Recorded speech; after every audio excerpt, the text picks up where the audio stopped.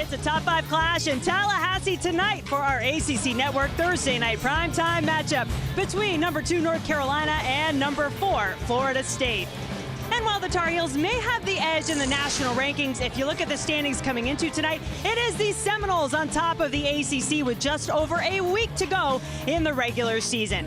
Florida State and North Carolina have traditionally been the two teams at the top, not only in the ACC, but nationally. Now, North Carolina's dominance, well documented. 30 college cups, 22 national championships. That blows everybody else out of the water. Nobody else comes close. In fact, the next closest team has 3 national championships, and Florida State is in that group. In fact, it has been the Seminoles who have been the more dominant team here as of late, especially the last 8 years. 3 national championships, making Florida State only the second program, along with North Carolina, to win 3 titles in such a short time span. With that, we welcome you onto the field here at the Seminoles Soccer Complex in Tallahassee. Jen Hildreth, Lori Lindsay, all those guys, they're all here for it, and they want to know, Lori, is there another title contender on the field tonight? Yeah, I think so, but I also think there's 2 to 3 other teams in the ACC that are true contenders as well. But what separates these 2 teams is their understanding of what it takes to win championships, their consistency to get to those title games. But tonight, it's all about defense. We know they can score goals, but how do they handle the pressure when it's high press, but also when there's long balls in behind, track back, tackle, control the game. Well, whatever happens here tonight, you can bet we'll go a long way to determining who wins the ACC regular season title next week. They are ready in Tallahassee. We'll get ready as well. We'll have the starting lineups and the kickoff when we return.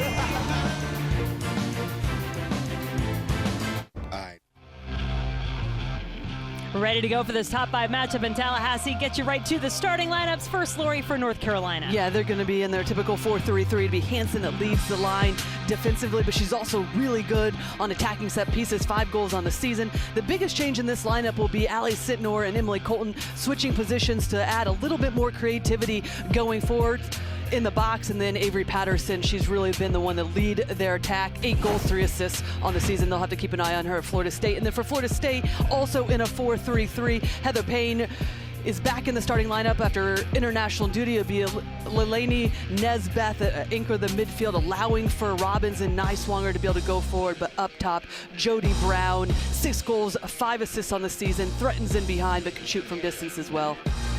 So that's a lot of the attacking players you'll need to keep an eye on. But you said, Lori, a lot of this would come down to the defense. And boy, has Christina Roque been absolutely tremendous in her career for Florida State. She gets to start again tonight. The Seminoles had been alternating goalkeepers, but Brian Penske telling us earlier today they're going to stick with Roque, and why not? You saw those numbers, amongst the best in the country in terms of her career.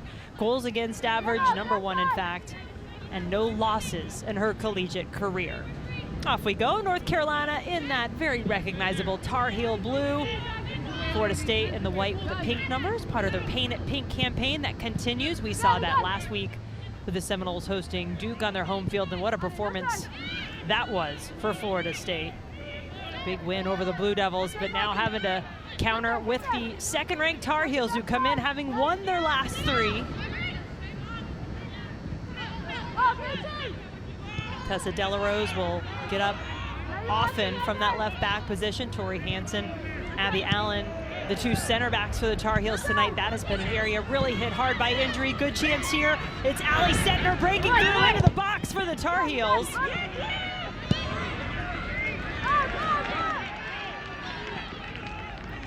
Jody Brown finds Jenna Niswanger, leading scorer for the Seminoles. Niswanger loves to use that left foot, keeps it on the ground this time. Onyi Echegini on the far side. Now she cuts into the box. A chance for Clara Robbins, who pulls it back, takes her time. Now it's blocked. And action right off the kickoff here in Tallahassee. Yeah, I was just about to say that. I think this game has the ability to have really high pace to it, end-to-end action, especially with both of these teams wanting to try to build out of the back, but then look for that space in beyond their midfield where they can attack, run at the back line, where both coaches feel that they can expose the other team.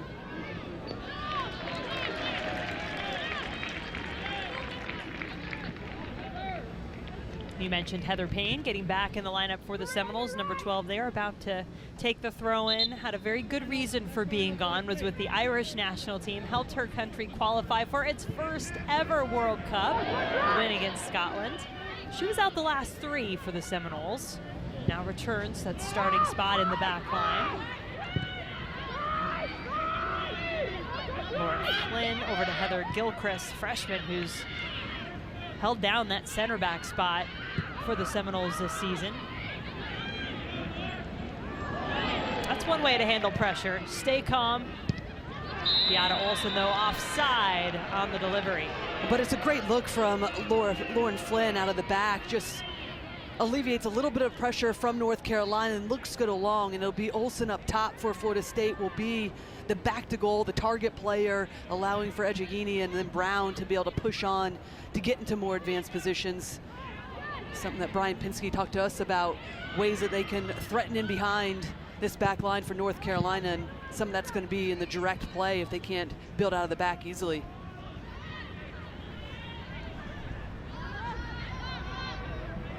Tori Hansen, one of the captains for this Tar Heel team. Patterson let it go. I'm curious to see how this slight change in alignment for the Tar Heels plays out with Emily Colton, who Patterson tried to find there, playing in that higher number 9 center forward position. She'd been more the 10. So she and Ally Sentnor, number 21, flipped for this game. See if that pays dividends.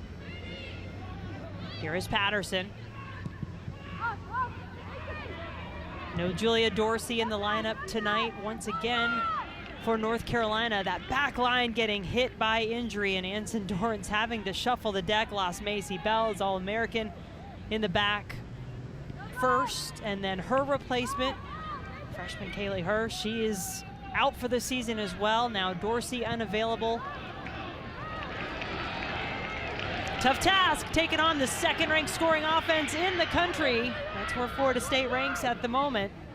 Put up 5 on Duke in the win last week.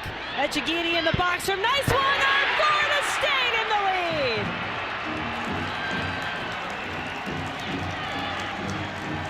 Seminoles are on board with the first goal.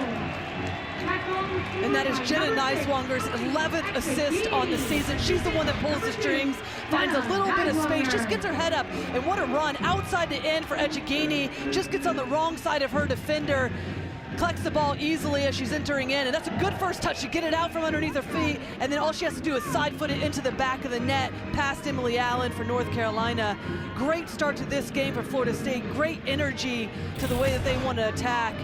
Really been the heart and the soul of this team is Neiswanger, making her presence known centrally. And that is no secret to Anson Dorrance and the Tar Heels. They know what Neiswanger can do. He said she may have the best delivery in the ACC. Her 11th assist, as you mentioned, that leads the conference for Neiswanger. Setting up Echegini, her 7th goal, leads Florida State.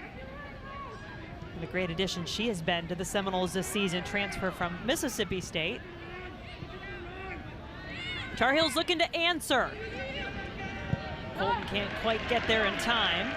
And just on that previous goal, Jen, with Jenna Neiswanger just finding some space in that exact area that Brian Pinsky wanted Claire Robbins and Neiswanger in, just beyond that midfield, to be able to pull the strings, create something in the attack. Yeah, that's where he felt the space would be, especially saying if North Carolina was going to play with one holding midfielder, he did not feel like that would be enough against all of the weapons that his team possesses in the attack.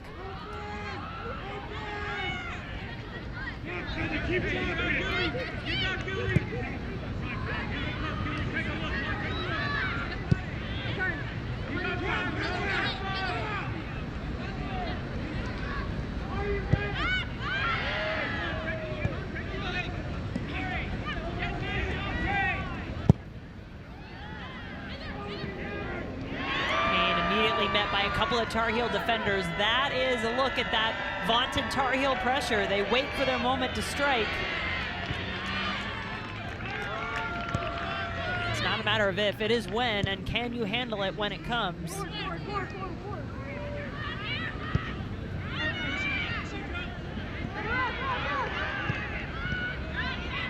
Ron Ely on the far side loses it.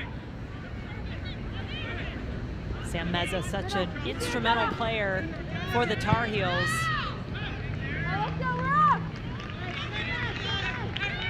It's number 1 in the midfield for North Carolina. How often can she make her way, connect the dots between the defense and the attack? And she has the freedom to be able to float around, find the space where needed for her to be able to dictate the tempo. And it'll be Leilani Nesbeth for Florida State. They're holding midfield. Going to have a really important role tonight, just dealing with those midfielders for North Carolina as they continue to find the ability to send players forward in the attack. Tar Heels like the matchups on the outside, but have not been able to take advantage so far. Now can the Noles catch the Tar Heels in transition. Olsen will take her time. Good recovery there by North Carolina.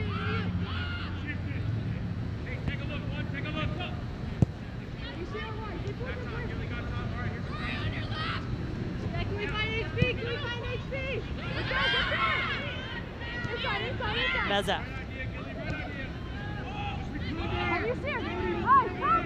Maggie Pierce in that holding midfield spot. Number 28 goes out to Emily Moxley, who's been transitioned into a right back. All those injuries that we talked about, not really her natural position.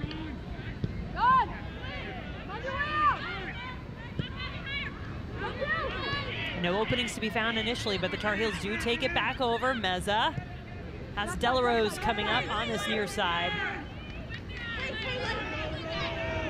Brown back defending. Keep it there, keep it there. Oh, 19! Meza makes her way over to this side to collect back to Hansen. Abby Allen, her second straight start at center back. Looked pretty direct with that ball.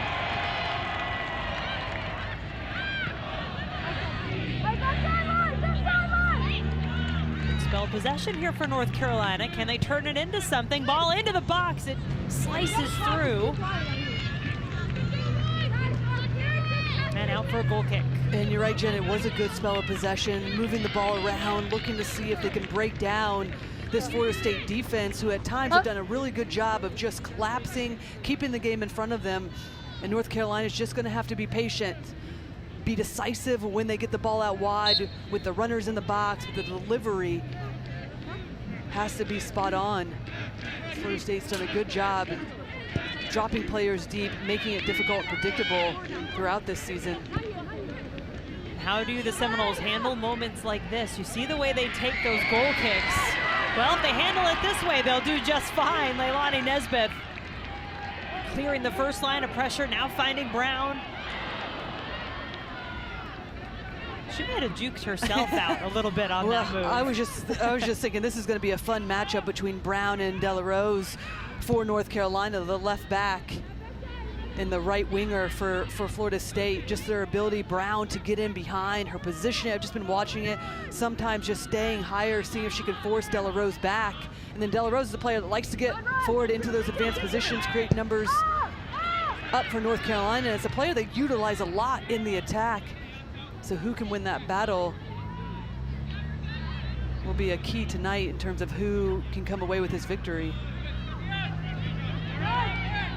So that's one matchup to watch. Another might be right where the ball is right here. Watch number 5 in blue, Maddie Dolly, who's made her way into the starting lineup for the Tar Heels. Had been a great spark off the bench, and this freshman can bring it with the pace. Okay, I mean, she is one, you know, when Anson Dorrance speaks highly of the pace, and he's had a lot of pacey players traditionally, but she can really get after it. A state champion in Minnesota in the sprints in high school. Not a lot of big numbers to show, but if you look back at the Tar Heels' goals and the problems she causes, she's been a big part of what they've done offensively. Well, exactly, and sometimes you're not always going to be the one that's finishing it off, but you're going to draw so much attention to yourself, then it frees up other players. And when you think about an Avery Patterson has been able to find the back of the net. Brown couldn't quite turn it around.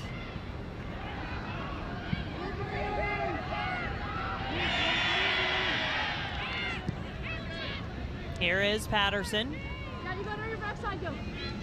Trying to go one-on-one and does. Now she has to pull back, some help coming over defensively. Delarose, again, venturing forward. Patterson can serve it right to Roque.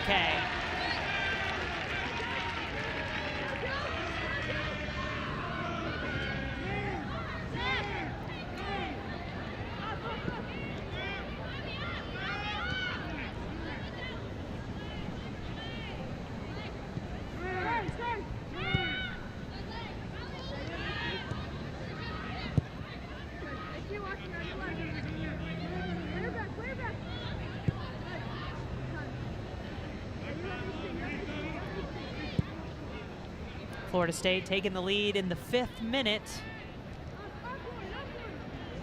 Match between these two teams ended in a 2-2 draw. No overtime last year. No overtime in the regular season in college soccer this year. You will see it in the postseason, and we're not too far away from that. 10 days away from the start of the ACC tournament. Top 6 teams make it to the tournament, and pretty incredible to think that for the first time ever, North Carolina was not there in the ACC tournament last year. Olsen collects it nicely. Goes back central. Brown all the time in the world. Unselfish ball toward Robbins. Longtime Seminole Clara Robbins in her 7th year. 2-time national champion. Payne somehow did still make its way to Echegini, but offside flag is called, put up. And Brian Pensky has to be happy with the way his team has started this match. First-year head coach here at Florida State, taking over for the legend that was Mark Krikorian and what he built this program into. Brian Pensky coming over from Tennessee, where he was the 2021 SEC Coach of the Year. I think all season long it's been this really interesting blend of he sees what's happening, he wants to let these players figure it out on his own, and then he'll step in. And once he gains their trust, and that's taken some time, he knows that, and he can step in a little more. Well, it's been fun to chat with him in person and just kind of understand the journey from him taking over as well. And then early on, as you mentioned, just the team gaining confidence, but then gaining confidence in him, kind of weathering the storm early on, then going on a stretch where they were confident in what they were doing. We see a foul for Florida State right in the middle of the field.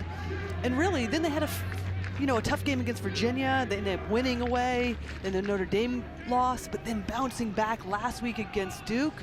So you can see how this team is continuing to find ways to fight for one another and get results. This, even though it's pretty far out from the goal, still a very dangerous spot for Neiswanger. She linked up with Olsen against Duke in a similar situation. You can see Olsen was the target, number 9. The ball not hit with just the right amount of touch that time from Neiswanger. But it is an area that can be really threatening for Florida State with Neiswanger's ability on the service, just to float balls in, give her teammates an opportunity on goal. Just going to need to make sure that they have the runners outside of just Olsen in the box. Robbins picks it up in the middle for Florida State. Payne striding forward with the ball, has Brown to her right. Olsen calling for it in the middle. She goes to Jody Brown, Jamaican international.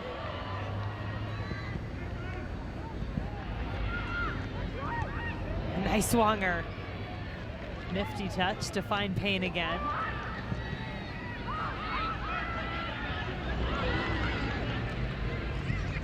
And it doesn't look like much from Nesbeth, but important intervention for her just to slide over that leads to this opportunity. And just a bit of a too heavy of a ball to be able to find. Looks like it was Heather Payne trying to get into a more advanced position.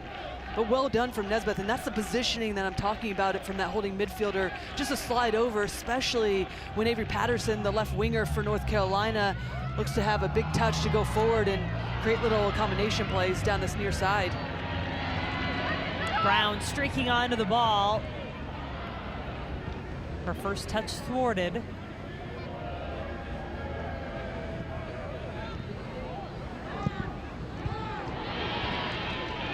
Neiswanger back on it.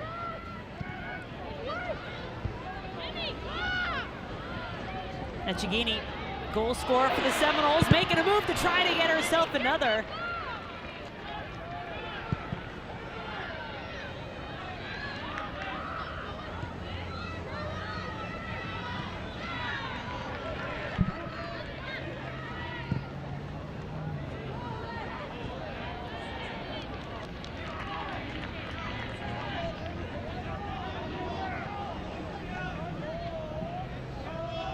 Onyi Echegini, such an interesting story. We said she came here from Mississippi State, but really it's a much longer journey. London, England, spent some time abroad and has played internationally for Nigeria, Mississippi State, and then now coming to Florida State this year.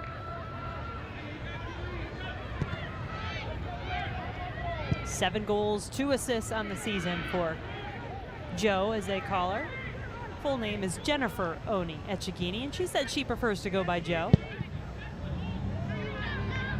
Been such a fun player to watch, but also an excellent addition to this Florida State team. Just her ability. We talked about Jody Brown on one side, but Echegini on the other, being able to threaten in behind, but does the work defensively. So selfless in her positioning for her team, as we see her track back right now, and just her understanding of the game as well. The last attempt a minute or so ago just drops off, knows that she's not going to win the first ball, so just collects the second after North Carolina wins the first. And it's little nuances to her game that separates her, one of the reasons why she's been so important. 6 goals on the season for the Seminoles.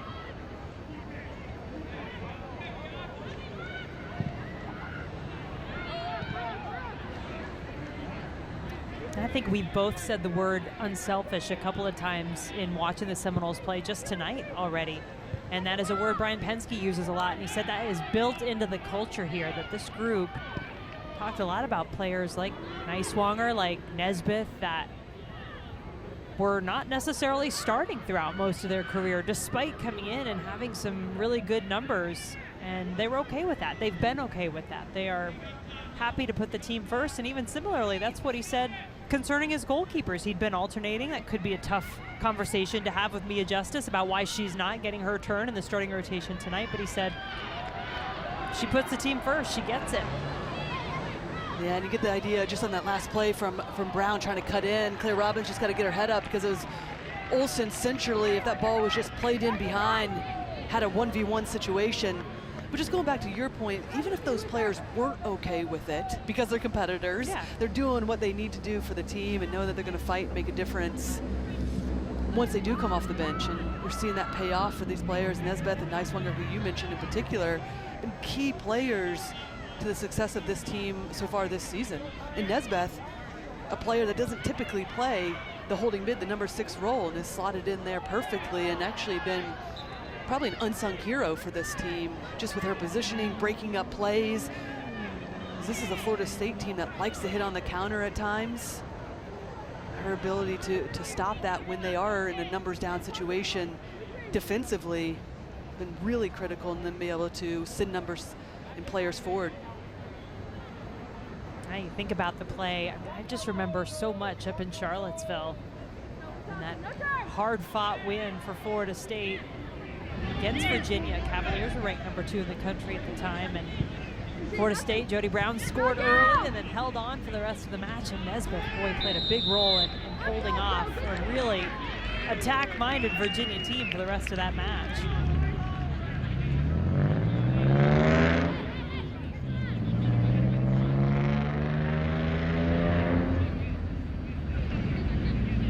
Ups and downs, I think, for any team in any season, but really that was one of the more stretches that had both sides of the equation, as far as you could go for Florida State. They got that big win at Virginia. They lose then on the road 4-0 at Notre Dame, and then they swing back and they get the big win at Duke. So what happens now? What continues in these last 3 games down the stretch as they try to get ready for the postseason? That's what we are waiting to see, but certainly after a good start tonight. Yeah, and a great opportunity for them to continue to build confidence, find their rhythm, and be a bit more consistent, because you mentioned it in those results. It would seem that they're not as consistent as they want to be, but in reality, they put up some really good numbers, scored some big-time goals. And they're going to get a big-time opportunity here with that foul occurring 5 or 6 yards, maybe outside the area. Free kick coming. And it's Niswonger again, just getting herself in a good position at the end, just lunges for it. It feels like just a good challenge all around. Oh, there is the foul for Maggie Pierce, number 28 for North Carolina at the end, does catch Niswonger as they're both going down.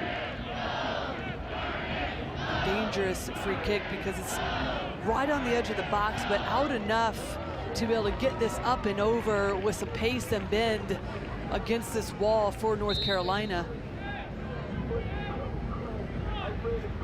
You have to think this is Niswonger time, and it is only Niswonger over the ball at the moment. She clears everybody away. Looks like Ron Ely is coming up as well.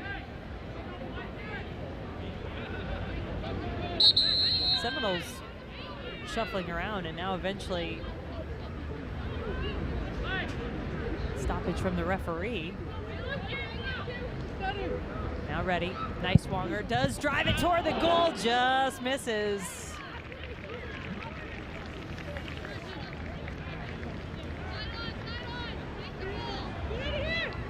Want to tell you about our Sunday best this week, and what a field hockey doubleheader we have for you on ACCN. Number 19 Rutgers takes on number 12 Syracuse at noon Eastern. Then pay attention, Tar Heel fans. It's off to Chapel Hill for number 1 North Carolina hosting 9th-ranked St. Joseph's University, both right here on ACCN and the ESPN app. That's field hockey in our Sunday best this week.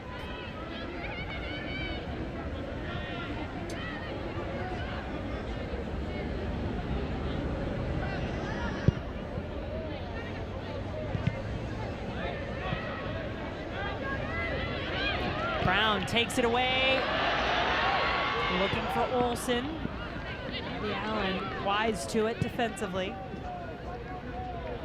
And this really has been a good start to this game for Florida State, not having to deal with much of the pressure that we're typically used to seeing for North Carolina. Higher up the field, they've managed the game well. But now there's times where I think that they can look to stretch the game width-wise. Can Jody Brown stay a bit wider, have opportunities to play at feet to feet, and then take on 1v1? Trying to play these balls over the top, and it ends up being a foot race that North Carolina's defensively handling, or the pass goes wanting because it's just too heavy in the end. The work that they're doing on the ball, Florida State, can they just manage a bit more by keeping it at times?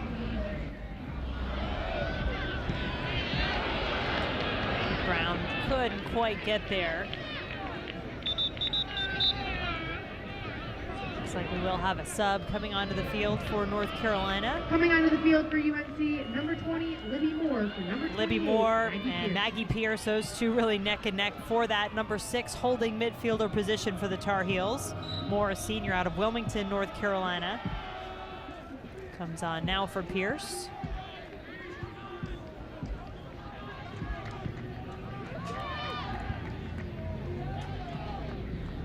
Brown.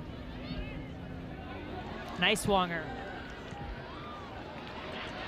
Payne. Still standing.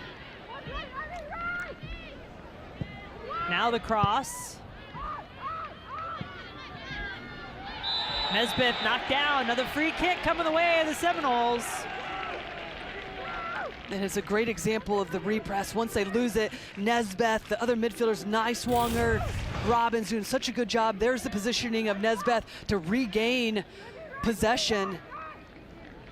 And ultimately fouled in the end as she's trying to collect the ball by Sentnor, the midfielder that's been dropped deep in this game for North Carolina. Niswonger had 3 assists in the last game against Duke. A couple of them from set pieces, one from a free kick. This one misses everybody offensively and defensively, and out for the goal kick.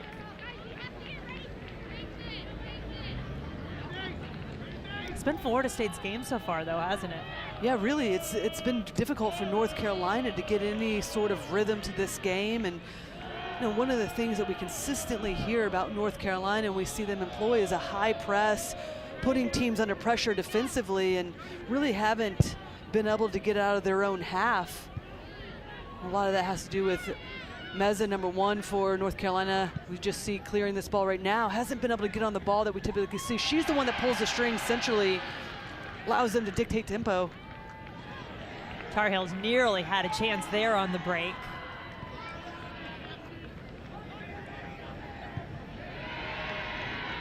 And we alluded to it in the open, just some of the great matches between these two programs over the years.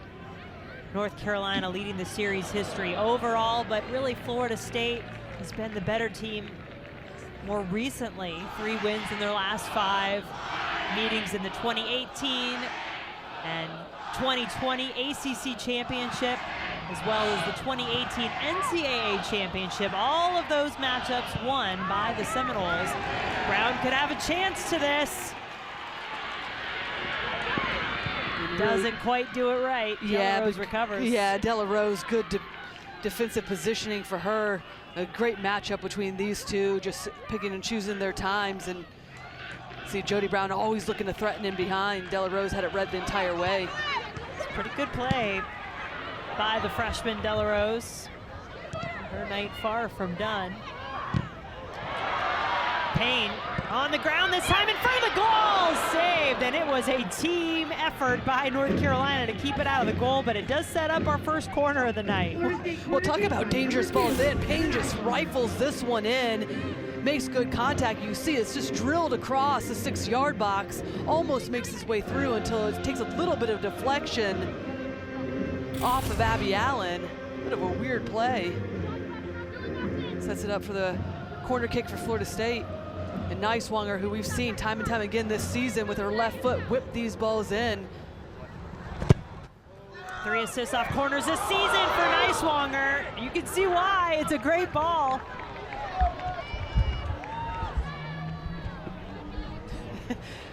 I'm laughing because it is a great ball, just whipped in with pace. And see the numbers overload, the amount of bodies in the box, and it looks like it's Echegini that just tries to redirect that one on frame. You can see she's not happy with that one, knows that with her quality has to keep it on frame, at least force a save from Allen. It's a good look though at how dangerous they can be, Florida State on set pieces. Those set pieces certainly a very dangerous part of the arsenal of this high-scoring Seminole team. Mentioned it earlier, but number 2 in the country in scoring offense. 40 goals coming into tonight, so now 41 on the season. Number 1 in the ACC in terms of conference play in goals and assists. But the team that has taken the most shots in conference play, well, that's North Carolina. Hasn't been that way tonight, just 1 shot for the Tar Heels so far.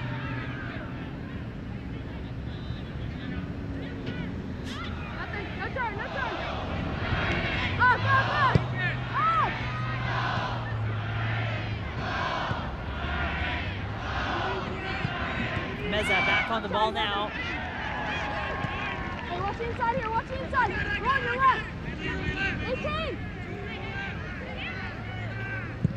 It's interesting, Jen, because coming into this game, we talked about the switch between number 19 Colton and 21 Sentnor for North Carolina, just trying to create a little bit more dynamism going forward, and it almost feels like they've lost that presence because we're seeing Colton, who typically does play the attacking midfield, playing the center forward tonight, dropping deeper into what is a more comfortable position, and there's no one threatening those 2 center backs for Florida State. And then the 2 losses that we've seen from Florida State in conference play this year has been pressing the center backs, forcing them to have to play out of pressure, denying their ability to make it easy when they are in their own defensive half. And North Carolina really hasn't asked any questions of the defensive line in terms of the pressure that we typically see from North Carolina higher up the field.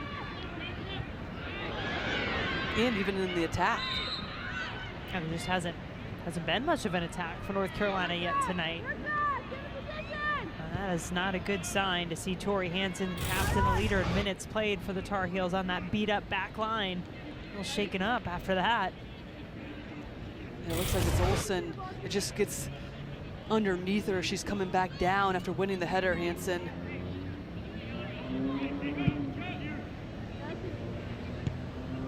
Flick forward from Patterson, but as you just pointed out, nobody there really pressuring that back line of the Seminoles for North Carolina. The ball behind Brown, but she gets it back from Neiswanger. Echegini. Yeah, those are the moments, Jenna, I was talking about. Just stay wide if you're Echegini. Make this the right back. Ask questions. Is she going to stay wide with Echegini? Or is she going to cut off the pass?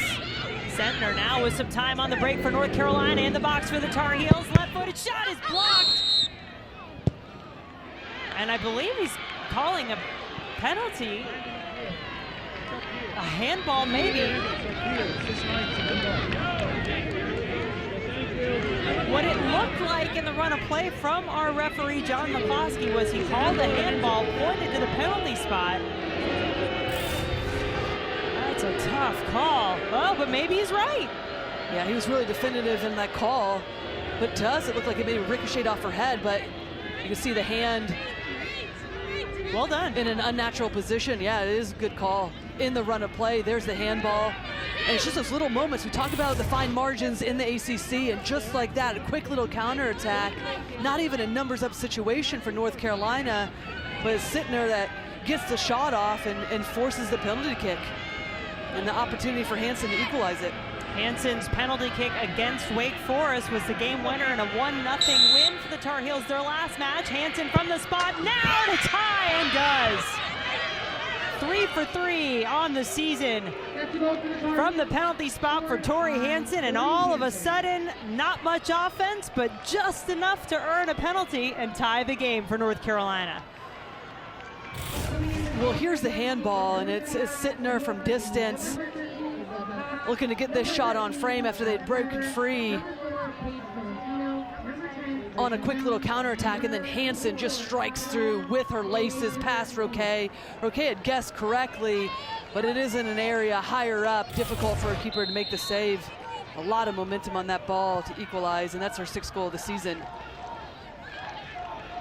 I don't think you would say it doesn't completely come out of the blue either, because that was one of the best looking opportunities that was building for the Tar Heels in transition that led to the handball. Well, and if you go back to, Jen, it's exactly the point that we were making. And we'll see how the physicality of this game starts to change as less than 15 minutes to go. But to our point with Echegini, who I said need to stay wide, and because it was an easy, quick turnover, they had players exposed. They could bypass the midfield where they haven't had a ton of success so far in this game, North Carolina. It created that quick counterattack that led to the penalty kick. And those are just the moments for Florida State to read the game, understand where the spacing is, where can they manage the game better, especially with the amount of attack we've seen them have in this first half.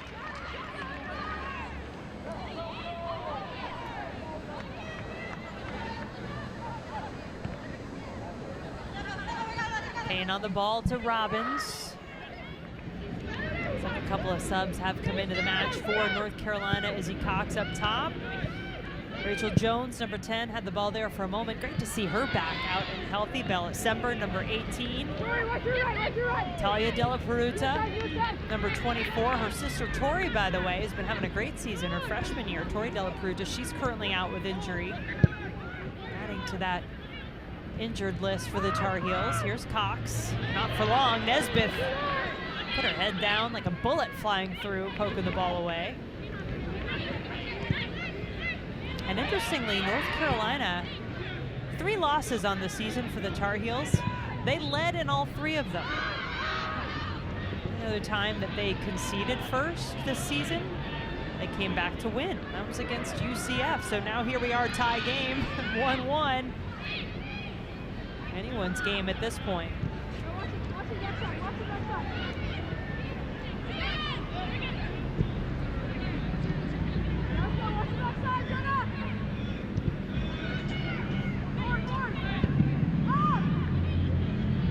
Hansen and the equalizer from the penalty spot for North Carolina.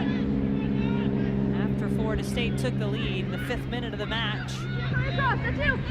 Right down. Done. Let's go, talk, let's go. Come across. That side go. Hey, there's two inside here. Lauren.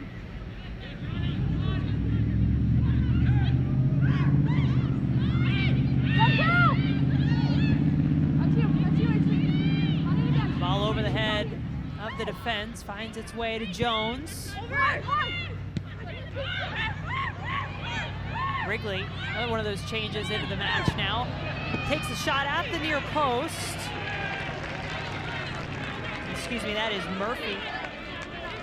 Emily Murphy, sophomore out of Windsor, England. ACC all-freshman team selection last season. Took Darlene's spot over in that right wing.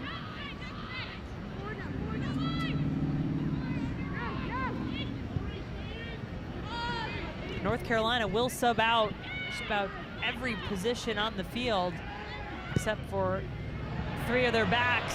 Echegini in the box, one touch, it is saved. Allen with a big-time save. I like the quick touch, though, of Echegini. Well, it's another fabulous build-up from Niswanger. Just drops a little bit deeper to give herself a little bit of space and then gets her head up. And look at the service. Great recognition from Echegini where the space is between Hansen and the outside back. And it's a fantastic first touch from the front runner to be able to get that on frame, keep it low, and force a save from Allen. Does well to get down, keep that out of the back of the net. Good recovery, too, from Hansen to continue to follow the play. Even though she could not beat Echegini to the ball initially, she was important in getting the rebound after the save. Niswanger, Robbins, broken up by Hansen. Everywhere right now for the Tar Heels. And Robbins, and we talk about Nesbeth just sitting a bit deeper for Florida State in that midfield role, but Niswanger, Claire Robbins doing such a good job of picking up second balls, but also being an outlet in the build-out, Niswanger in particular. Moxley finding a path forward.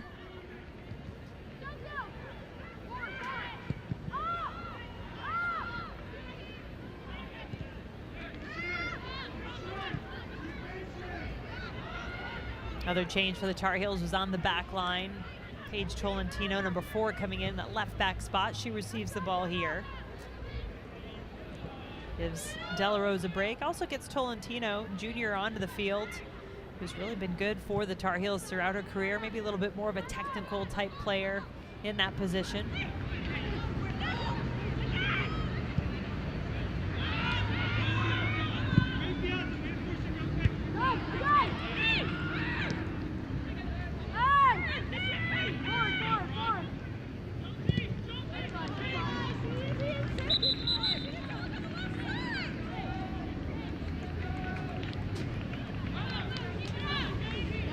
Take a look at our Week 8 college football lineup for Saturday on ACCN and the ESPN app. Number 13, Wake Forest, hosting Boston College at 3:30 Eastern and at 8 Eastern. The day is capped off by our ACCN primetime matchup with Pittsburgh taking on Louisville. Niswanger getting a little bit of a break. It's quite a different approach, and some of that is by necessity for these two teams in terms of how they sub. Much smaller roster for Florida State. North Carolina historically always willing to bring their subs in waves. And they get a lot of production from their second unit.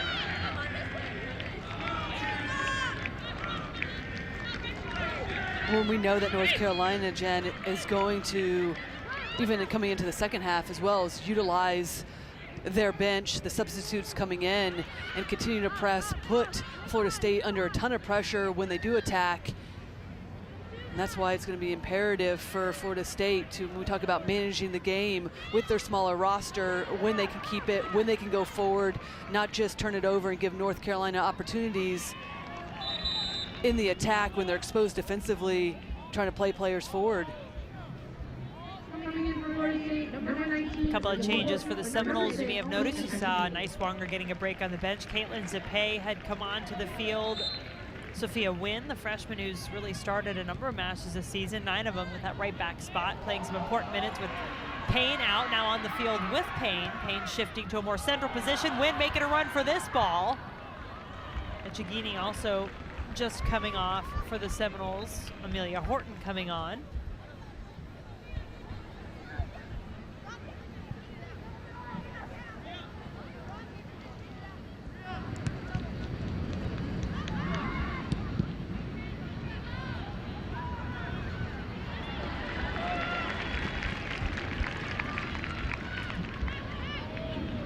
That crowd that was so raucous when we were down on the field before the game, and really, especially early on when Florida State had the goal in the 5th minute, quieted down a little bit here since the Tar Heel equalizer.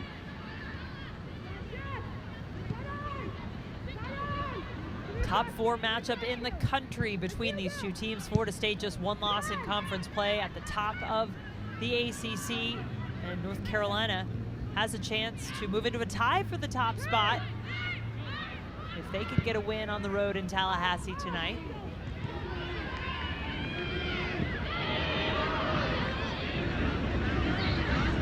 Under 5 minutes to play in our first half.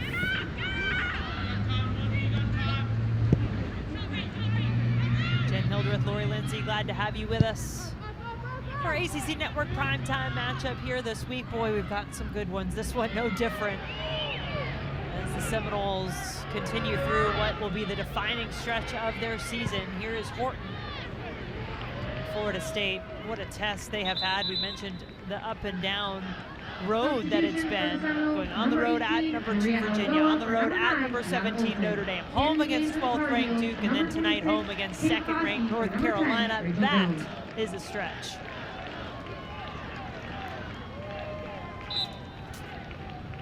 Fossey, the player, Kate Fossey, come on for North Carolina.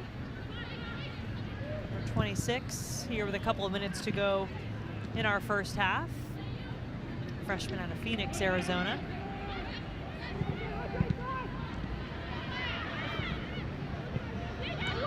Gotta play this ball right.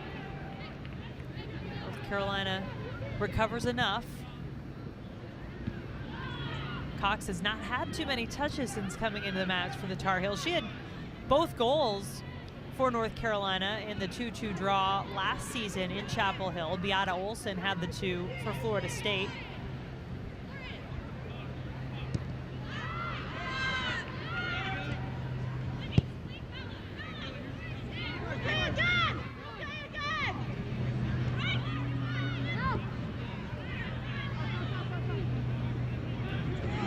EY looking up the field. Maria Alagoa, nice touch. Alagoa in off the bench. She's played some big minutes this season for the Seminoles.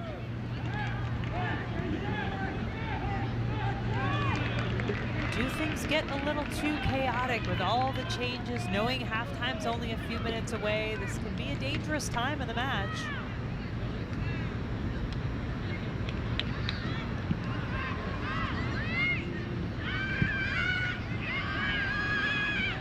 I also think it's been an interesting first 45 minutes. We know how lethal both of these teams have been in the attack, and score goals, and punish teams, but a lot of the game has been played in the central corridors, the central third. You know, we talked about coming in just defensively. Both of these teams are going to have to be at the top of their game to stall some of those attacks, and we really have seen that. Nesbeth, we pointed out a number of times, her positioning just to screen that back line, disrupt any sort of plays coming through, and you know, a lot of credit to Hansen and some of these players on the back line, make it predictable for themselves and forcing those long balls over the top or more direct play from Florida State. EY. Ball bounces back to Payne. One cut to get herself free, and a bouncing ball save in goal for Allen. And why not if you're Payne? She's done a lot of good work on this near side, getting forward, helping create some little combination play to break free. Even seen her serve some good balls in. This time finds herself in a bit more of a central position. Go go ahead herself. I mean, come on, she played up Right, top for I know. Ireland in that game against Scotland. She was the lone striker in that match, did a lot of work. She's sending messages to Pinsky, I think. See what I can do when I get close to the goal. 1 minute remaining in the first half. 1 minute remaining in the first half. Tie game in Tallahassee for now. North Carolina looking for their first corner kick of the match. They'll get it. No, they won't. Thanks, Lori. Listen, it's a tough angle over there. It is kind of a tough angle, I'm not going to lie, in that corner No, they to see. won't. But that's why you have your partner point and say, no, you're wrong. It is not a corner kick. No corner kicks this first half for North Carolina. That in itself, somewhat of a shocking statistic.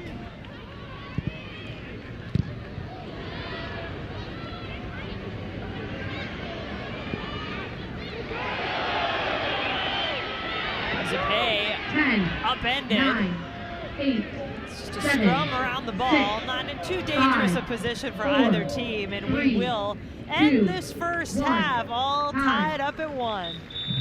Well, I think that last play right there, when you call the scrum, is a good example that both of these teams can utilize the width better going into the second half. But credit to Florida State, really felt like they had the better of the opportunities. A lot of that came from controlling the midfield, having a bit more control of the game overall.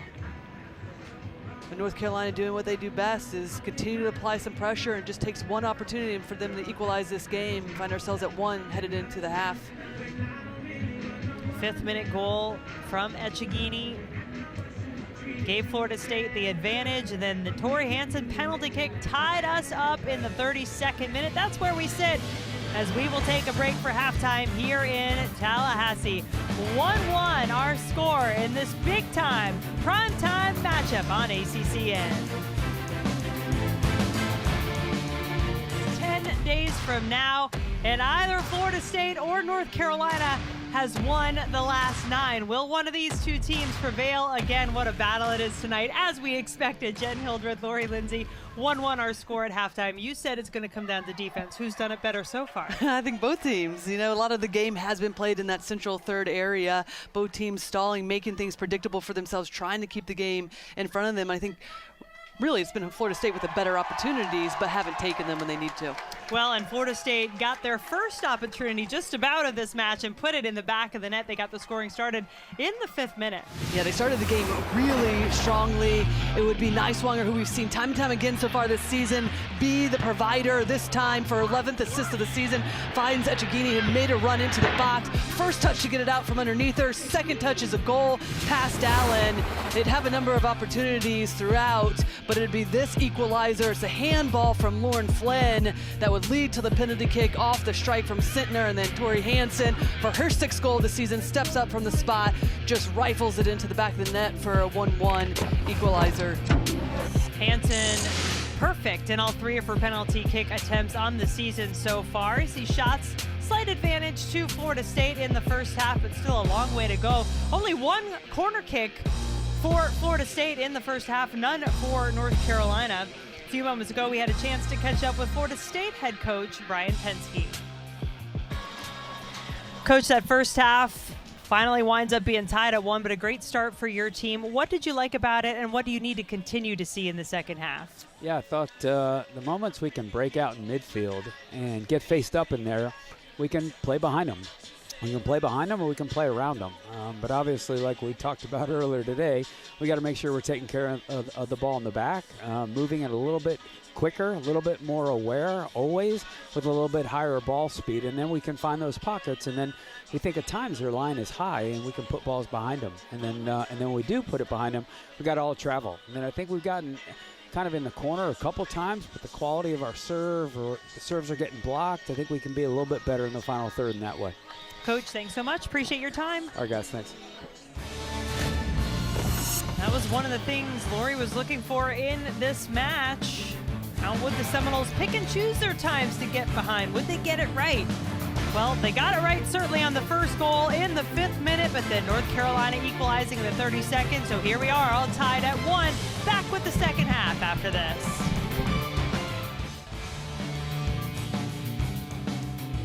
a few minutes away from the start of the second half here in Tallahassee. Tie game between number 2 North Carolina, number 4 Florida State. Seminoles coming into the night top of the ACC. Just one conference loss for Florida State. They come in with a 6-1-0 mark. Pittsburgh getting a win earlier tonight. North Carolina has a chance to move into a tie for that top spot if they can get a win. And just a few moments ago, we had a chance to catch up with their head coach, Anson Dorrance. Hansen, your team able to get the equalizer from the penalty spot, but early on especially, it seemed like you guys were having some trouble getting into your attack. What do you need to do to get a little more offense in the second half?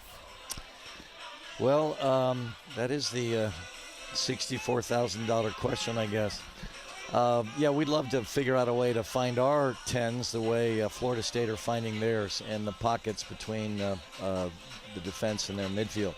But honestly, they're doing a really good job. They're doing a good job keeping possession, so obviously that's a challenge for us. And when we win it, it's like our playmakers are now our outside backs, and of course that's not going to work. So we've got to figure out a way to find our own 10s, and we haven't been very successful so far. So that would be a main priority. Let's see if we can get Sam Meza playmaking for us, Colton playmaking for us, and that's going to be what we addressed at the half. Yeah, and Anson, one of the changes you made coming into this game is just shifting Colton and Sentnor in their positions from the 10 to a 9. How do you feel like that change, went or manifested throughout the first 45? Yeah, no, that didn't work. So we're back to our old selves with Colton back in the 10 and Sentnor back up front in the 9. So that was not a successful experiment. So we abandoned that halfway through that half, and we're getting Colton back to midfield and Sentnor back up top. So that didn't work for us. Well, hey, Sentnor was involved in helping to earn the penalties, and she got a little higher. So she's a quality player. So obviously, if we can put her in positions where we're allowing her to be successful, she's going to be. And you're right. I think that ball through to her was obviously an excellent ball, and her ability to try to beat people off the dribble and find her shot, it was the margin of the penalty kick for us. So we were certainly very happy with that. All right, thanks so much for your time. Thank you. So some good stuff to think about there from Coach Anson Dorrance. Brian Penske, too, giving us some good insight into what the second half could look like for his team. Seminole fans doing their thing. Great crowd on hand tonight supporting this Florida State team that will hit the road, go to Pitt for their next match, and then back home against Virginia Tech next Thursday to finish out the regular season. For North Carolina, this starts the first of 3 straight on the road, and we've got a good one here in Tallahassee. Second half underway now. Florida State wearing the white with the pink numbers as part of their Paint It Pink campaign. Looking to raise money. They will be auctioning off those jerseys. You can find out more about that on Florida State's social media account. They've extended that auction to continue on through this week. They've already raised over $9,000. That will go to a local hospital's breast cancer center.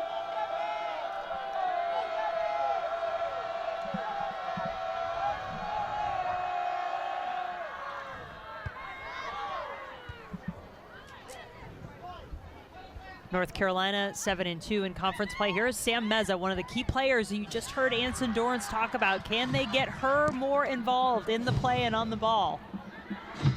Keep an eye on number 1 in the midfield. Hard to take your eye off of her there. She bumps into Echegini and wins the ball. This is the freshman, Maddie Darlene, speedster out of Minnesota.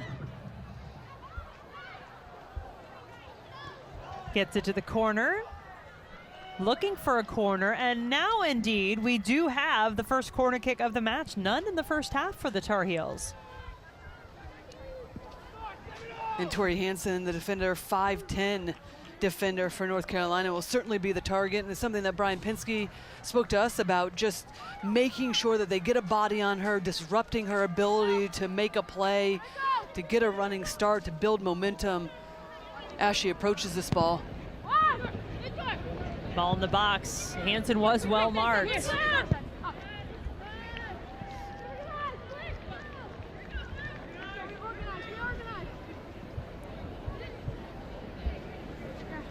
Her penalty kick in the first half in the 32nd minute, tied us up at 1. 6th goal of the season for Hansen. Nothing, no time.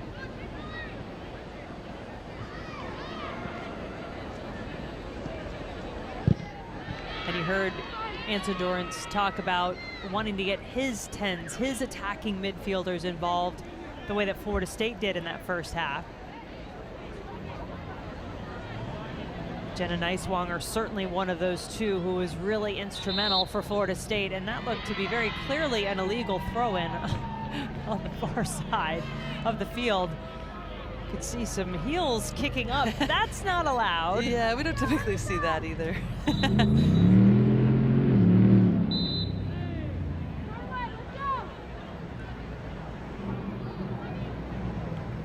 So that changes it from Florida State ball to North Carolina.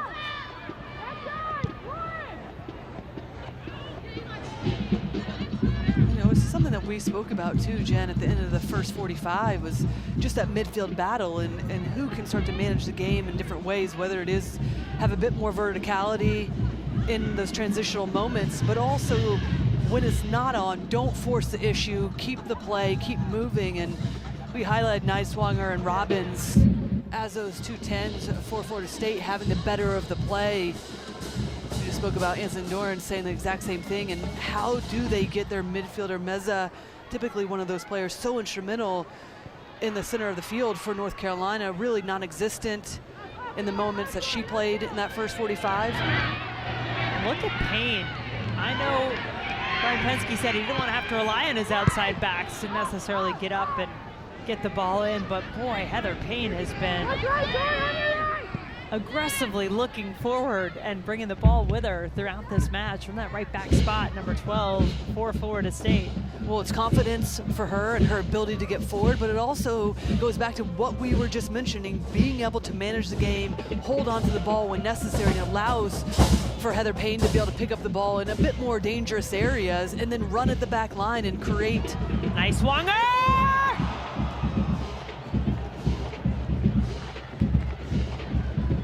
And I thought from our angle, I wasn't sure if that was going to just hit the back of the net. We've seen her do this before. And it's the positioning of Neiswanger just to get herself free and be able to receive this ball without any pressure around her. Gets it out from underneath her feet, and then just the second touch so quick on the release. Sends it just a bit wide. Good look from the attacking midfielder. Quick and powerful on that release, and Neiswanger set up Echegini.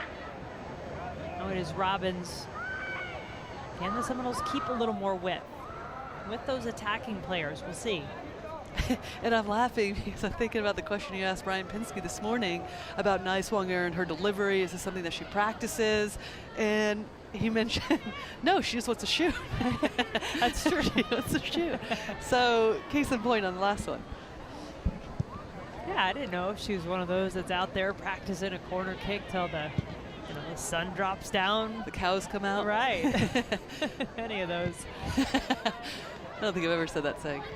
Well, first time till now, everything. yeah. I kind of like it. I think you should work it into your repertoire. Thanks. And Jenna Neiswanger should keep on shooting when the opportunity is there. Some players you may be discouraged shooting from distance. She's not one of them. See Lauren Flynn, just a calming hand, that junior on the back line. Did get called for the handball in the first half. Certainly a tough angle coming in from pretty close range.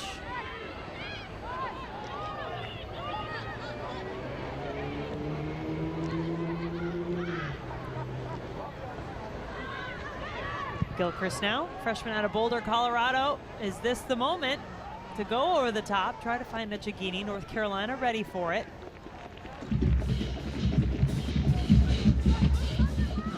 I think it's easy when you look at the strength, the success of these two programs and these two teams this year.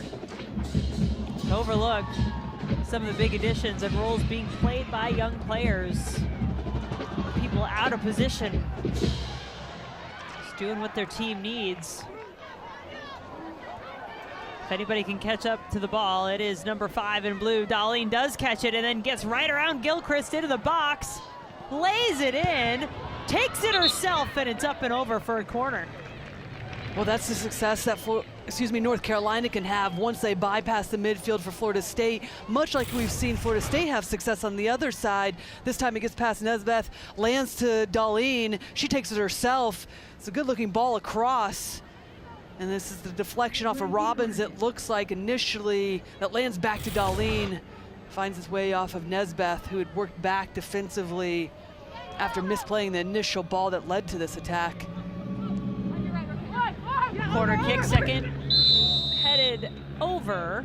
That's going to be a shove against the Tar Heels.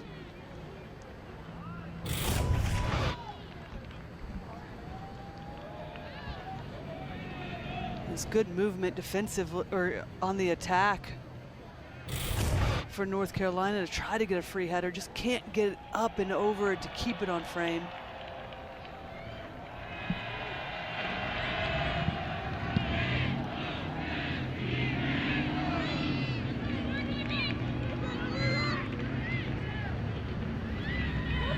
Well, typically the last 15 minutes of a half of the first half, first 15 minutes of the second half have been where the Tar Heels have been most dangerous in terms of scoring their goals in conference play. 11 of their 14 coming into tonight scored in that window. We're still in that window.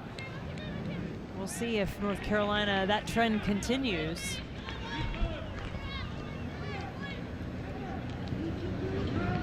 Also really interesting that the goal that Florida State scored in the 5th minute, just the second all season that North Carolina has allowed in the first half, and the first in conference play.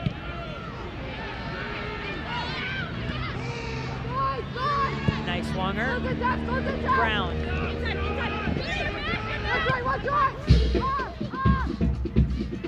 Band trying to help out with a little bit of rhythm here for the Seminoles in their attack. Robbins. Top of the netting. Well, and Robbins knows she has to do better on that delivery, but that's the two attacking midfielders for Florida State that are linking up. A lot of fluidity in the attack for Florida State. It's Robbins that pops out wide to receive that ball. Echegini then drifts inside, and it's difficult to pin down if you're a North Carolina defender, and that's been part of the success not only in this season but in tonight in terms of breaking down some of that pressure from North Carolina. Movement off the ball, really good from Florida State.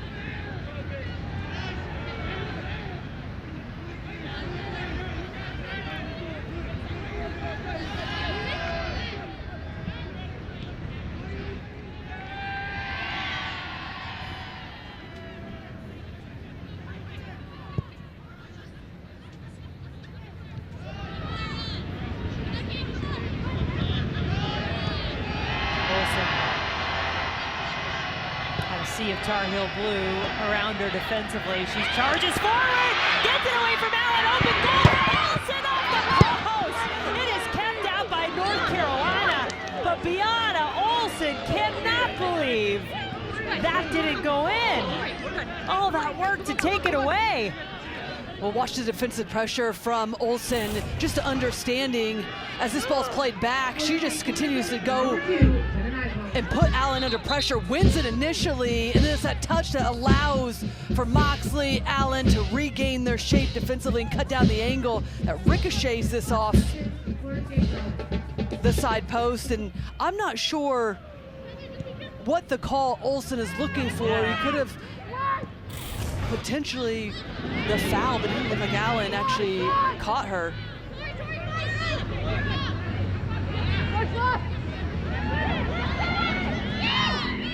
Nice Swanger and Robbins give and go. Nice Swanger service, header. Olsen is hungry. Well, she's been such a great target forward for Florida State. And it's nice Swanger again off the second phase, gets this ball back, and look at that delivery just to the head of Olsen. All she has to do is redirect it, but she's in traffic. It is difficult to keep that one on frame. But just such quality from the wide areas on the service from Niswanger, time and time again, putting the ball on the head of her teammates.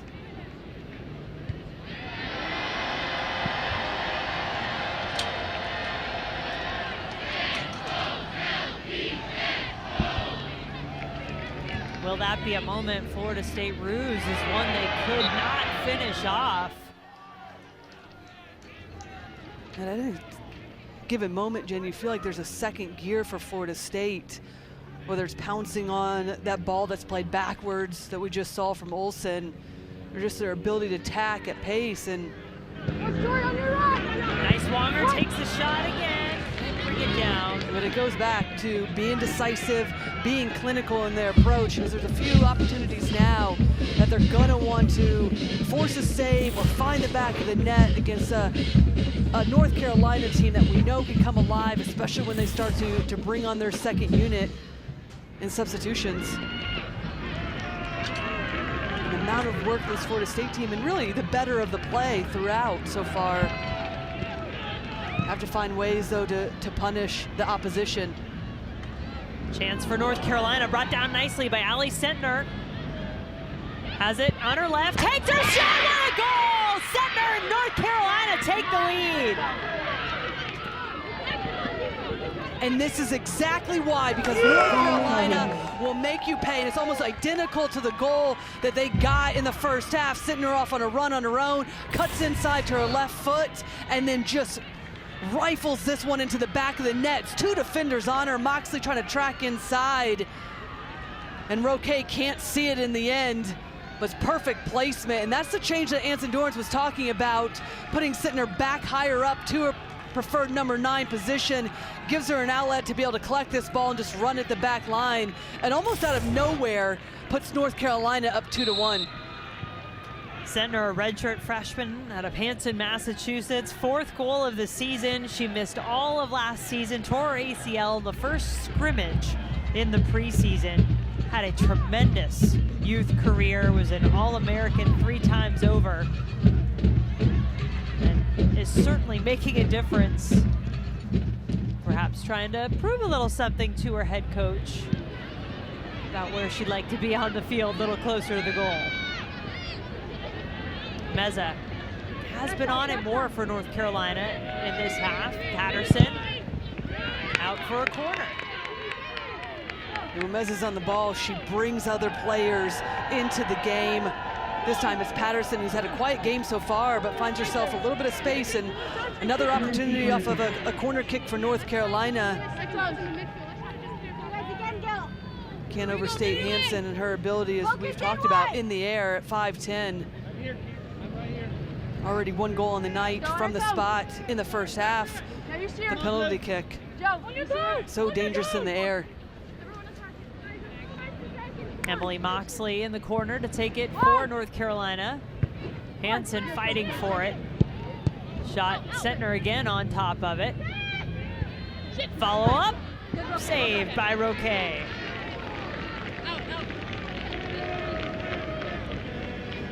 With no early game Saturday on ACCN as far as football goes, the ACC Huddle crew will get you set for the late afternoon games at 3 Eastern. They'll have a halftime show for the 3:30 game, BC at Wake Forest, and a post-game show after that game. Then at 6:30, you'll get a complete wrap-up of the afternoon games, and they'll get you set for a primetime matchup between Pittsburgh and Louisville at 8.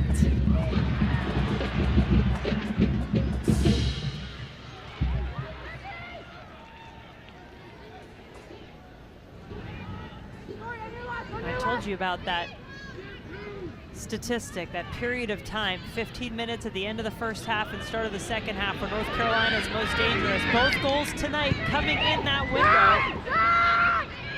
Tar Heels with the lead, 2-1. After Florida State took the lead in the 5th minute of the match. Offside the call will disrupt the flow of the Seminoles here. But incredibly, that makes 13 of 16 goals scored in ACC play for North Carolina between the 30th and the 60th minutes. Perhaps there's something to that, who knows? Or it's just a weird statistical anomaly, but now you're caught up on it either way.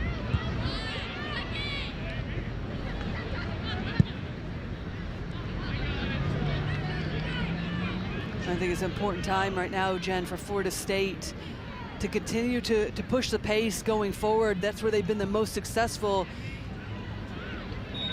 Can't have that goal that they just conceded force them back defensively and not look to continue to penetrate and utilize some of their weapons up top with Echegini, even Brown, getting beyond Olsen has done well to hold up the ball, with Niswanger filling in the gaps underneath.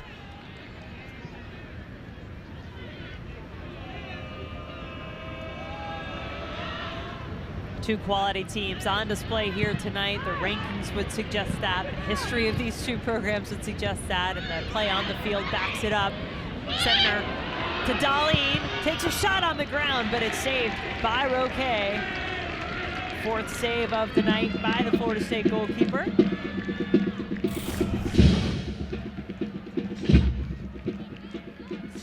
And North Carolina continues to look dangerous every time they can get beyond or on the outside of Nesbeth when she can't disrupt the play. The holding midfielder for Florida State. And those are little spaces that they need to continue to exploit North Carolina. Meza up high off the crossbar. And North Carolina took the momentum with the goal, and they have held on to it. Well, it's Meza. She's going to make her way off the field, but again, it's the space I was just talking about on the outside of Nesbeth. This time it's Meza that gets past Claire Robbins, just in those central areas. And really in the last 15 minutes, North Carolina has found a bit more space centrally, starting to win that battle in the midfield that's led to some of the success in that final pass into their front runners, where they've gotten some dangerous looks on goal. Some different personnel now on the field. 5 changes just made by the Tar Heels. Part of the Tar Heel way throughout the years. Most of those in the attacking positions up top. Meza is out as well in the midfield. See Izzy Cox, striker position. That's the position that Olsen plays for Florida State. She'll feel she had a golden opportunity, pass her by, trying to create another one. Brown in the box, it's brought down.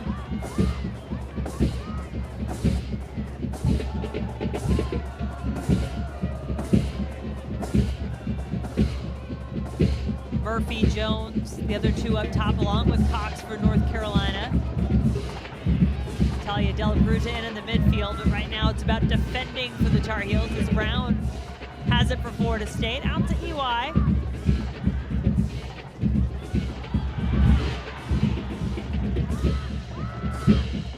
This match ended in a 2-2 draw last year between these two teams, but there was overtime involved in that one. Not so this year. No overtime in the regular season in college soccer. It's coming though. Postseason. Overlap from Payne. One-touch cross. Headed down by Olsen. Saved at the near post. Well, just look at the positioning of Olsen to get on this, to knock this down and towards the near post and forcing the save, but it's a great build-up and then even better delivery into the box to try to find Olsen. They find the wide areas through a little bit of passage of play, and then Olsen, that's a big save for Allen to put it out for a corner kick, keep that one out of the back of the net, because exactly where you want your front runner to head it. Well, Niswanger will get another go from the corner after that one headed out by North Carolina. Just the third corner kick of the match for Florida State. Look at the crowd around Emmy Allen.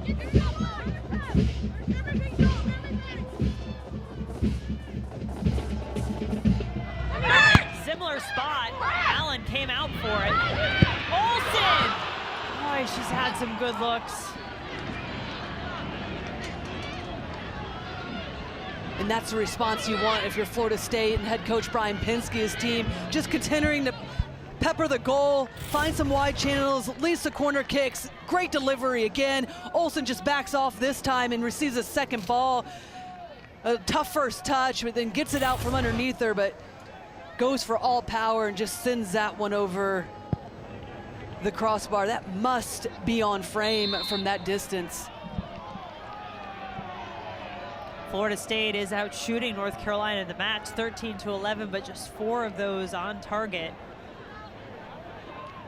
Seminoles had 7 shots in the first half. North Carolina allows just 6.4 for the game. This defense, it has a league-leading 10 shutouts for the Tar Heels. Won't get another shutout tonight, but they are holding this Florida State attack at bay at the moment.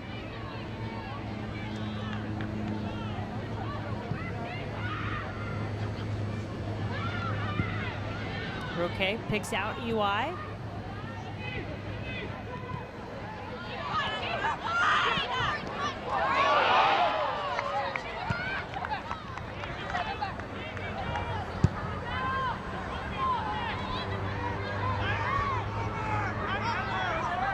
Flynn. Reminiscent of Florida State days of old, those center backs charging forward. Think about it, Emily Madrill, two-time ACC Defensive Player of the Year, how good she was making those types of runs out of the back for the Seminoles.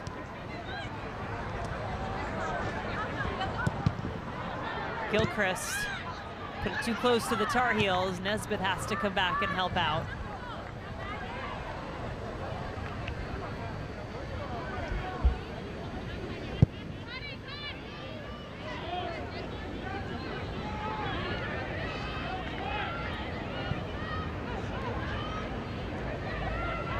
Payne working on Rachel Jones. Jones just really getting back into full health and into the lineup, but on the field is a hard foul by North Carolina. Payne flipped up into the air. Paige Tolentino, guilty party. Yeah, Tolentino just late to the challenge, just bodies Payne up.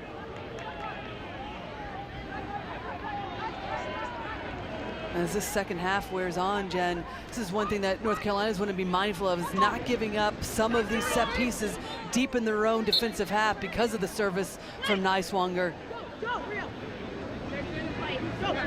Perhaps one of the best, not in the only ACC, but in the country. Ball in the box there for the taking.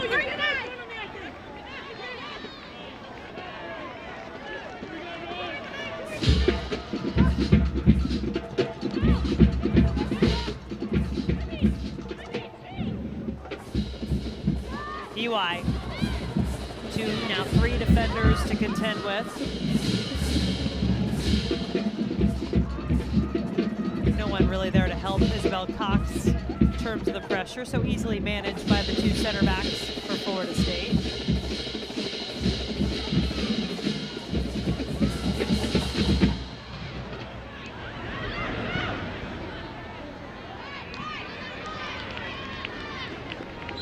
Couple of balls that haven't been the best from Gilchrist last couple times she's gotten up the field. For North Carolina, number 16, Ally Gambone. For number 10, Rachel Jones. And we'll see how North Carolina continues to play this game, because we have seen this a number of different times throughout this season from them pressing higher up the field, putting the back line of the opposition under a lot of pressure, but then also at times just dropping off and conceding some of the possession deeper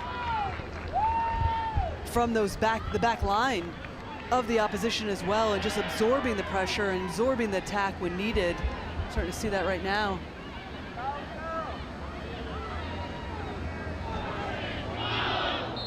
From the corner is a deep throw-in for the Tar Heels. Murphy looking for the foul to be called. Wish not granted.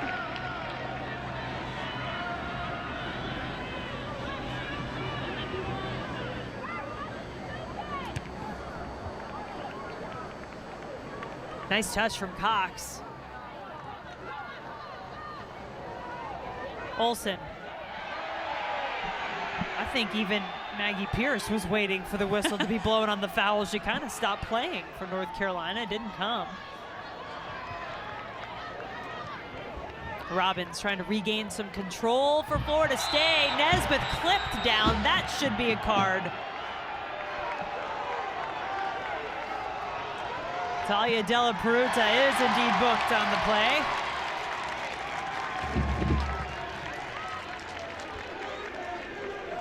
Well, De La Peruta knew she was beat because it's the first touch just to open up her body from Nesbeth to be able to look to play out the other side, and De La Peruta just taking one for the team just to stall any sort of attack, because Florida State would have been out the other side, or at least looking to be able to play in behind to the front runners. Another set piece for the Seminoles. Olsen has been hungry, hunting for the ball. She's often a target on free kicks like that. Nice swanger. Hasn't had as much of her stamp on the match these last few minutes, unless it's been from the set piece.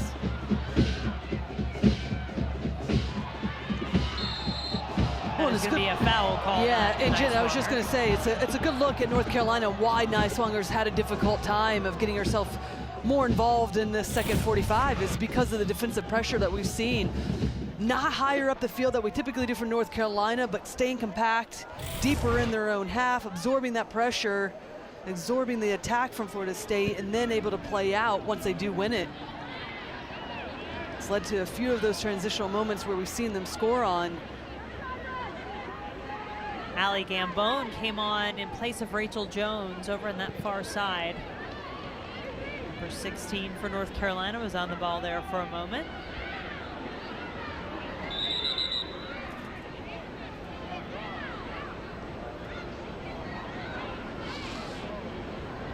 In the game for the Seminoles, number 15, Caitlin Zippe, for number 6, Onyi Echegini. Echegini will get a little break. Zippe onto the field for Florida State. You do have a re-entry allowed in the second half. Imagine we will see Echegini again. Had the Seminoles' only goal of this match back in the 5th minute.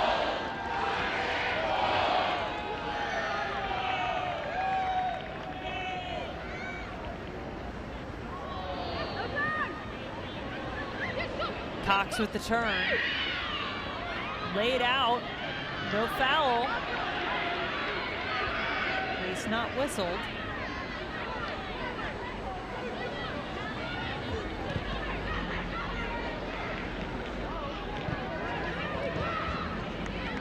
Zippe. EY with the nutmeg.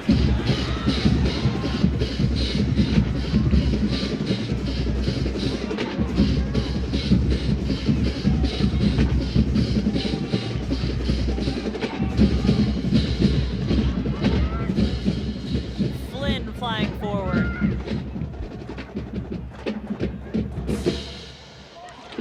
Gambone doing the job defensively. Florida State just seems to be stalling a little bit, getting into that attacking third, Lori, unless they've gotten a set piece. Haven't gotten a lot of really good looks, other than I think when Olsen turned the ball over, took it off the foot of the goalkeeper. Well, in the first 45, we saw them without thinking, look to play in behind, and they still have the runners, but now they're just thinking a bit too much, opting to put their foot on it and then try to recycle it around, and it's just allowing North Carolina to regain their positioning defensively. Take those opportunities, look to get in behind, still plenty of time, so if you have the opportunity to keep the ball and work it to the wide areas, they've looked dangerous from that type of service as well. But play Echegini, play Brown, look to see if they can win the first and second balls and create opportunities in behind the back line where they have looked susceptible against North Carolina. Tar Heels do appear to be dropping a lot of numbers back defensively, so there's no pressure here on the back line. Their numbers are back. They're trying to prevent that ball over the top, right? But the right kind of touch can still spring it. That was a good one from Robbins.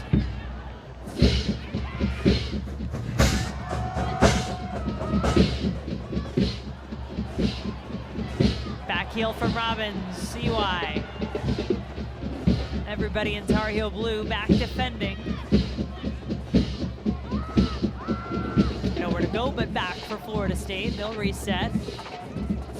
Time ticking away, 15.5 to play here in Tallahassee. Florida State had the lead early on, but North Carolina has since scored 2 unanswered, took the lead the 58th minute.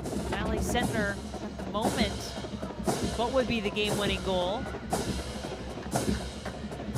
And that would really open things up in the conference standings. Florida State controls their destiny. If they win out, they will be ACC regular season champions, but if they lose, then we get a tie at the top. A lot of teams would have an opportunity to win the title, North Carolina amongst them. Payne drives it into the area, header not on target. Well, the target once again is Olsen, and there's that big ball over the top initially, and then it's Nesbitt that collects it on the second one to be able to play the wide area. And in that picture, you can see the amount of numbers that North Carolina are committing back defensively, and that one just gets away from Olsen. Once again, the target on the off the service from the number 9.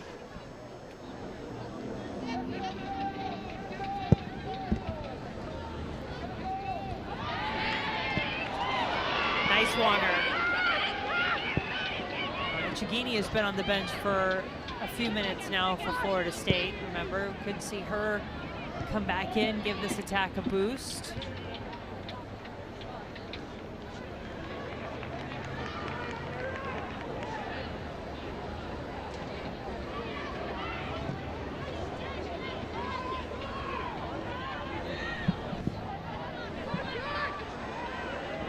Zipe, Alagoa, excuse me.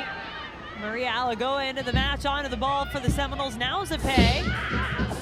Back to Alagoa. Big switch.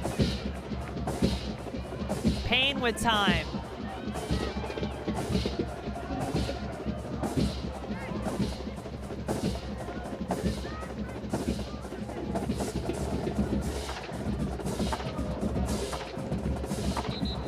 That's a tough one. It's a little Payne and nice Wonger on that far side, just trying to create a little combination to break free. But this Florida State team has looked dangerous when they serve balls in from the wide areas, have to continue to pepper the goal, put North Carolina defensively under pressure. Tar Heels in transition. Patterson goes back to her left, cuts back to the right. Now the shot, and it is right at Roque.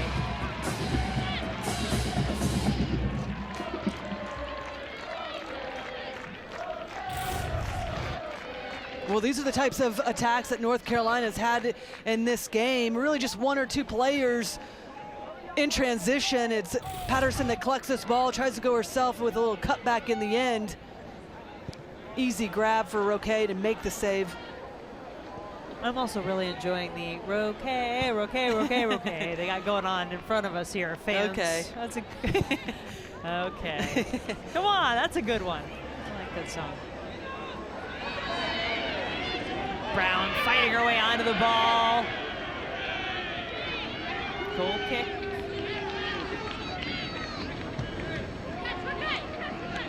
Yeah, there's some of the songsters. I like this, the mustache. Okay. I do think that's real. That's some good trimming. Facial hair.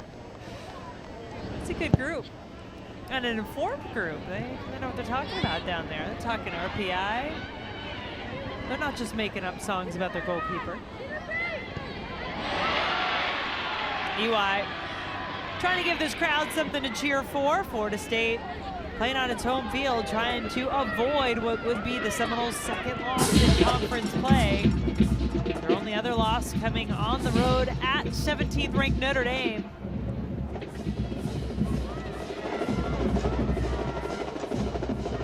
Payne's reinsertion to the lineup certainly has been noticeable tonight. If she was out of the last 3 matches, coming back from international duty with Ireland.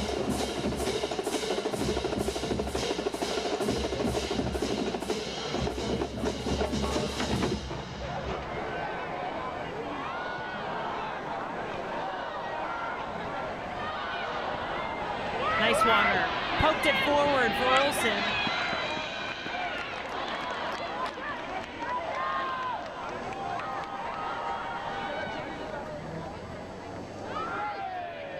Colton picks it up for North Carolina. It is quickly taken back, and then nice Wonger. She's still down, but Brown charging forward. Swanger still down behind the play. Now the referee will stop to take a look.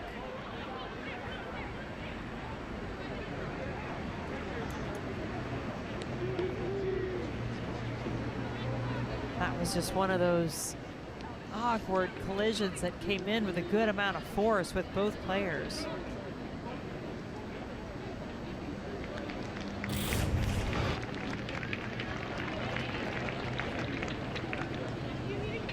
Yeah, it's just a loose ball. Swanger goes in for just a weird challenge in the end. Good to see Jenna back to her feet. Senior from Huntington Beach, California. ACC leader in assists.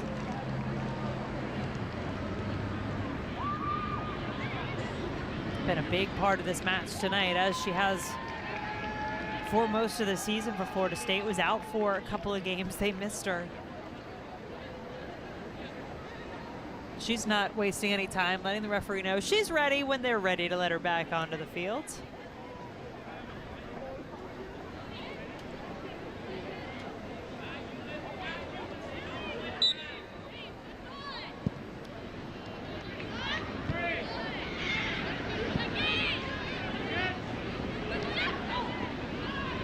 Turn in the middle of the field.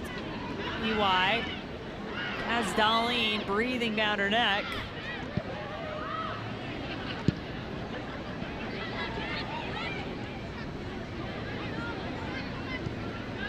And you get the feeling North Carolina knows it's coming. Florida State has to push here. Maybe the Tar Heels just waiting to see if they get something in transition. If not, they'll try to just defend hard to the end here, get this win on the road.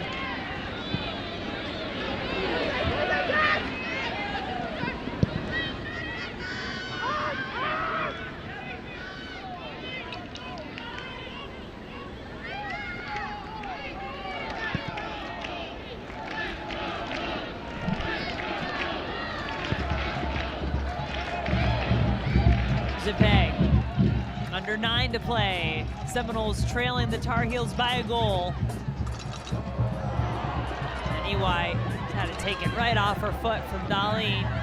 Nesbitt, Swanger, both teaming up to win it back. Yeah, good work defensively. And these are the moments. Continue to find those outlet passes into Olsen up top, or continue to recycle the ball around, find the wide areas. Still plenty of time. Just takes one opportunity if you're Florida State. When they found the weak side after they've gone out one and then gone back to the other, they've had a lot of success at getting bodies into the box, getting on the end of some deliveries. Something they have to continue to look for in this game.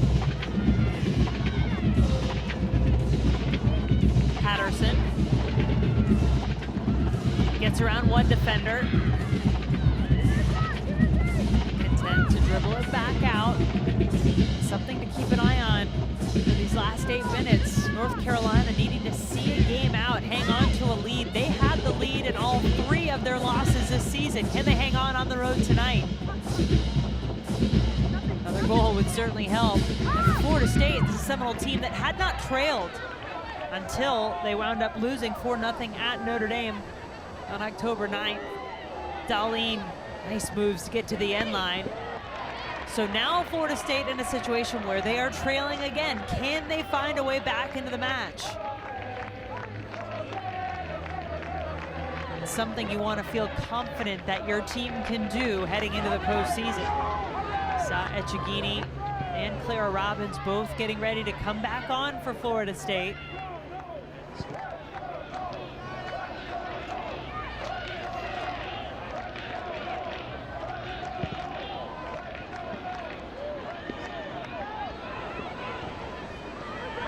Brown. Ball out of bounds. That will allow the subs to re-enter for the Seminoles. And if there was going to be a push, expect it now. Florida State back at full strength in terms of their attack. For UNC, number 1, Sam Meza. For number 19, Emily Colton. And number 13, Isabel Cox. For number 5, Maddie Darlene.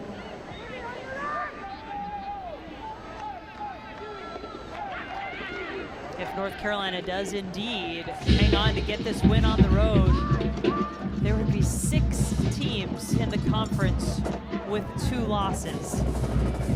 So somebody a lot smarter than me is going to have to help out with tie-break scenarios if that continues on into next week. But we'll deal with that next week. We hope you'll join us. Should be another really good match, being Notre Dame.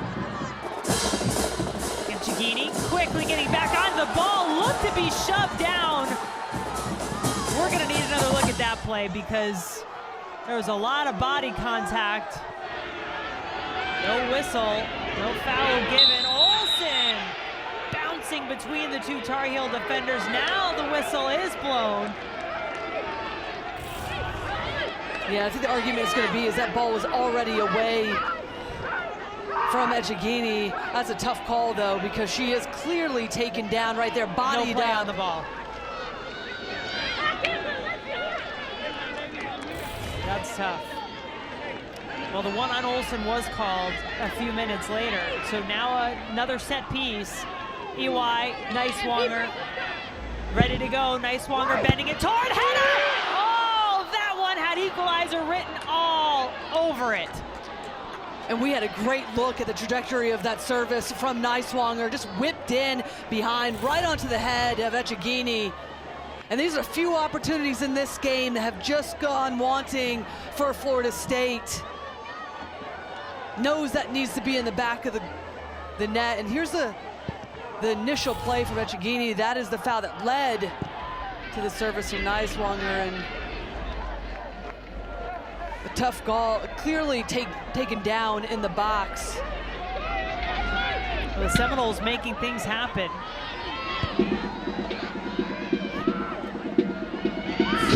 Under 5 to play, though. Will time run out? Will they think back on some of those missed opportunities that they've earned in this match?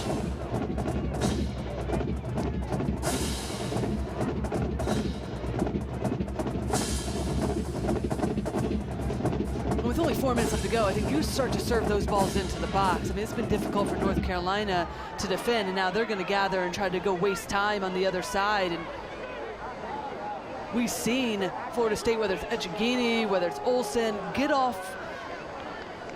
the end of a lot of that service, been dominant in the box. And yeah, those opportunities, just look to service, look to see if you can get the second balls as well if you don't win the initial.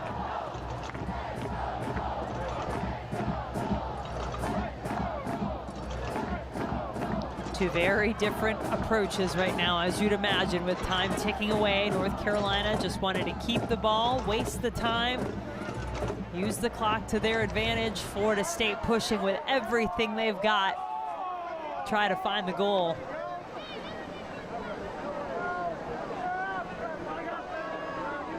A tie would keep the Seminoles on top in the ACC standings.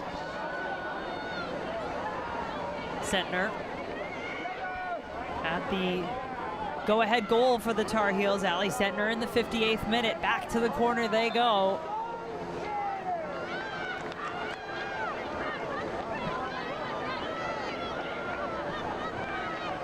Roque puts it back in play on the other side. Crowd urging the Seminoles on.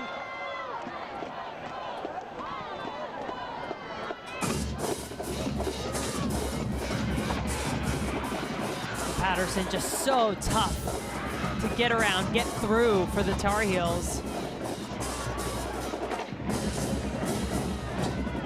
Comes from a football family, and I mean American football. She's got a little bit of that in her. Toughness that Patterson brings on that wing for the Tar Heels.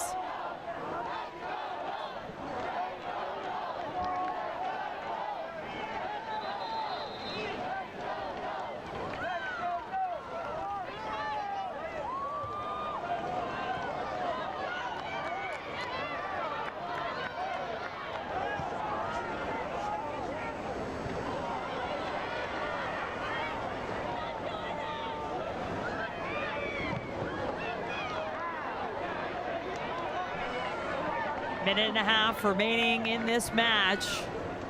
Florida State's hold atop the ACC wavering as North Carolina came in to Tallahassee, went down in the 5th minute, found their way back into this match through a penalty kick, and then a breakaway goal from Ally Sentnor in the 58th minute.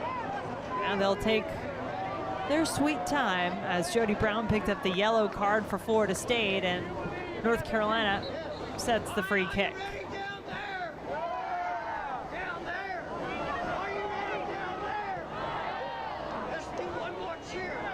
Olsen had a moment earlier in this second half where she picked the ball off the foot of goalkeeper Emmy Allen and somehow didn't put it away, hit the post. Nice swanger. Robbins looking for it. Echegini.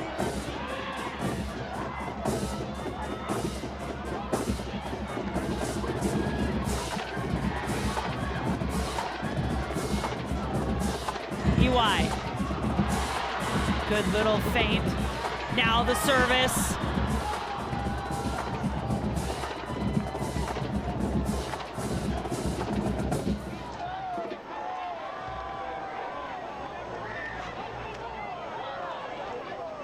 North Carolina, #2 team in the country, 7-2 in ACC play coming into tonight, staring down what would be a tremendous win and give them a chance to tie for the top spot in the ACC.